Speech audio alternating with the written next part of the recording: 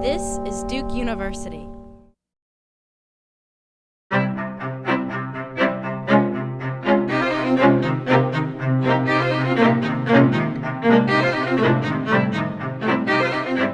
Trading Races is a historical role-playing game that's set at the University of Michigan in 2003. So why 2003? As you will recall, there was 2 cases that were brought to the Supreme Court against the University of Michigan. One for the undergraduate school and the other one for against law school. And both of the plaintiffs in these cases were white students. One was, the undergraduate case had a white woman and a white man, and the law school case had a white woman. And in Trading Races, players are divided into 3 factions. One is colorblind, which is the group that's against affirmative action.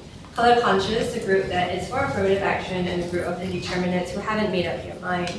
And each player is given the role sheet of a character with different ideological perspectives and with role-specific readings that inform the ideological perspectives of that character. And for players to win, they have to fulfill the combination of their own individual objectives and their faction objectives. So for example, if you are bell hooks, you want obviously for affirmative action to continue at the University of Michigan because you're part of the color conscious faction, but you have certain things that are part of your own ideological agenda that you want also to be fulfilled. So a lot of people ask me why did I decide to write Trading Races, and it's because I teach classes which are generally about oppression. So I teach a lot of classes about race and ethnicity and gender studies, and one of the problems that I have, and I think a lot of instructors who teach similar classes that I do have encountered, that students who have not experienced marginal points of view or things in their lives find it very difficult to empathize with these perspectives. And for example, there's only so much you can really do by asking students to read a novel and watch a film, because a student can always say, well, this is somebody else's experience and it's really nothing to do with me. And the point of this role-playing is to really encourage students to identify, because that is part of your role, that's part of your victory objective, to identify with the point of view and to demonstrate that you can occupy this point of view and convince somebody else of this point of view whether or not you would agree with it. And some things that we're thinking about in regards to why we'd like to design a virtual platform is we're wondering whether if students are able to be anonymous for a section of playing a game, would that actually help with identification with the characters better and arguing from that perspective better. Adeline had that class, so she had one session where the students all met at this virtual University of Michigan anonymously, as in they only knew each other by their character names, and then they met in class the day after.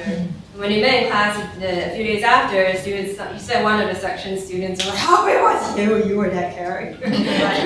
How often do you find that people in the heat of the moment distort the history or manipulate the statistics and what is that's very hard for a professor to stay on top of. Yeah.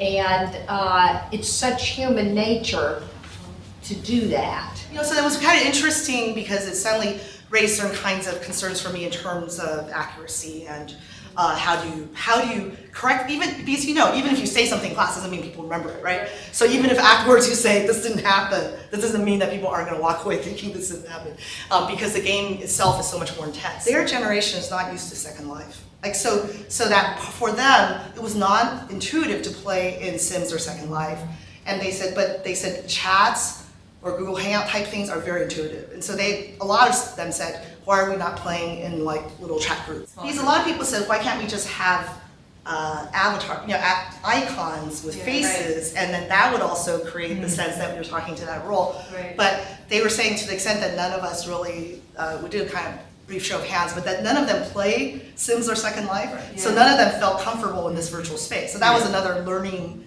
That's not adding anything necessarily to the interaction. Precisely. So they were kind of like, we didn't understand this notion of playing as our bodies in this space. So that was the critique. The plus is the aspect of being able to, and several people also said it was really fun to debate online because writing is a very different experience than talking and stuff like that.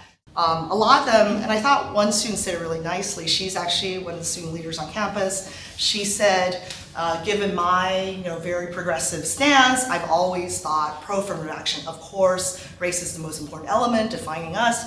And she said that, but she had to play a Jewish student who was wavering and then actually essentially decided that he was against affirmative action as it was practiced. And in '03. And she said that one thing it taught her was she was incredibly complacent in her pro-affirmative action beliefs, right? She just decided that this was the right stance to take, and she was kind of not listening to arguments. And playing the game made her reflect on the ways in which she was still pro-affirmative action, but she now had an arsenal of debate. I mean, she knew what the problems were and she could debate them. And then there were students who were less perhaps so strongly stanced, but then they they said similar things, that the playing allowed them to kind of really challenge their own sort of philosophical underpinnings for thinking about affirmative action. And I thought, to me, that's what I wanted, right? And another thing about that point in relation to moods, related to the past games, I ideally played with about 25 people a section, so that everybody gets a voice and your voice gets heard. So if you have like a really big group, like some people's voices tend to be lost. Right. And the point of the game is really to get everybody involved and active, and if you have people who feel like they're not being listened to, that I think diminishes the level of engagement.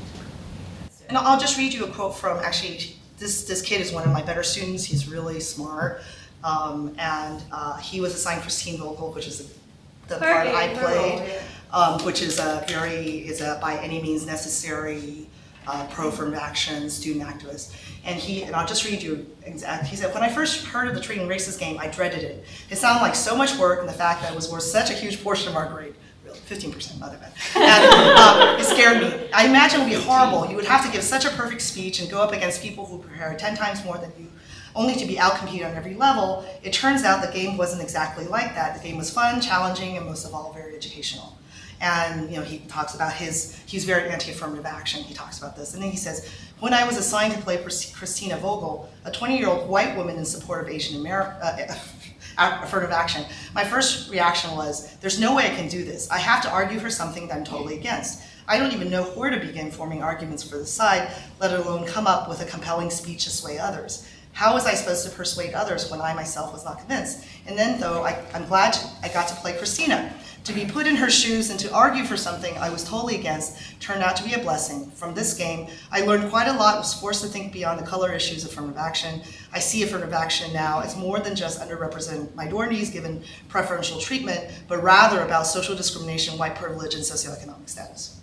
So, yeah. So, for example, the way that I wrote my game, before I wrote my game, I said, what do I want to teach? That was the most important thing that I wanted to do. The most important thing I wanted to teach was about white privilege and its invisibility and its reality at the same time, and how abstract that concept that is, and how difficult it is for people to take it seriously. So that's what I wanted to teach. And I thought, okay, if I tried to locate it, and I wanted to teach it to contemporary American students who may not have experienced very much outside of their own context. And I thought, well, affirmative action is good because they've all experienced getting to college, that's why they're here, right? So it's a situation that they can identify with. So in that sense, that's how I structured my game personally, but I can also see how other people playing the game would not let it filter into their own games and have it matter to their own game because they don't have the training for that. They maybe haven't done the reading, the thinking about these sorts of materials, and so that would not then transform their own games. But of course, instructors that do come from it with these perspectives would probably take that. Produced by Duke University. Online at duke.edu.